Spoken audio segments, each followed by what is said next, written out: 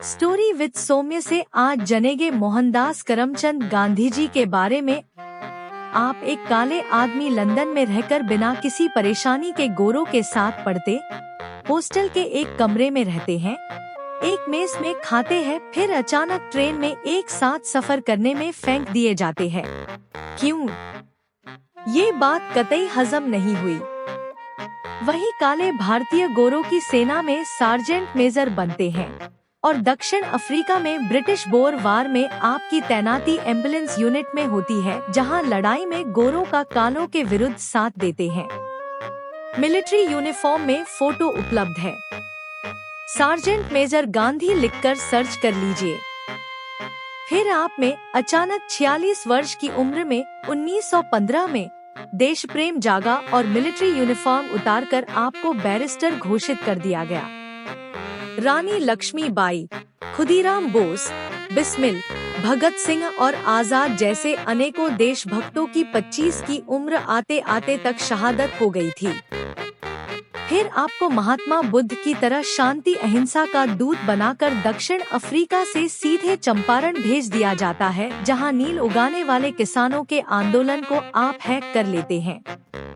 हिंसक होते आंदोलन को अहिंसा शांति के फुस आंदोलन में बदल देते हैं। क्यों? आप महात्मा बुद्ध की तरह दिन में एक धोती लपेटकर शांति अहिंसा के नाम पर भारतीयों के आजादी के लिए होने वाले हर उग्र आंदोलन की हवा निकालकर उसे बिना किसी परिणाम के अचानक समाप्त कर देते हैं और अंग्रेज चैन की सांस लेते रहते हैं। क्यों? नंगा फकीर बनकर अपने साथ अपनी बेटी भतीजी के अलावा अनेक औरतों के साथ खुद पर परीक्षण करने के लिए नंगे सोते हैं और अपने सेल्फ कंट्रोल को टेस्ट करते हैं। कौन सा महात्मा ऐसा करता है? यह अपनी पुस्तक सत्य के साथ मेरे प्रयोग में उन्होंने खुद स्वीकार किया है।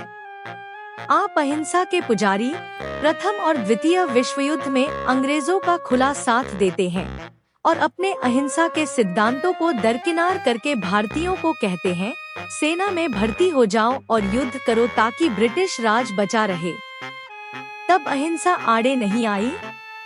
अहिंसा की खातिर नेताजी का कांग्रेस से इस्तीफा दिला दिया। अंग्रेजों की तरफ से लड़ना अहिंसा है तो अपने देश के लिए लड़ना क्यों बुरा था? दिल्ली के मंदिर में कुरान पढ़ने की जिद पूरी करने के लिए पुलिस बुला ली, पर कभी मस्जिद में गीता या रामायण नहीं पढ़ने की हिम्मत जुटा पाते।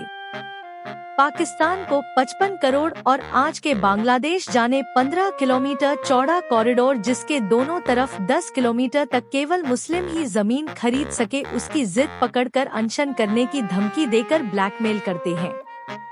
यही अनशन आपने पाकिस्तान ना बनने के लिए क्यों नहीं किया?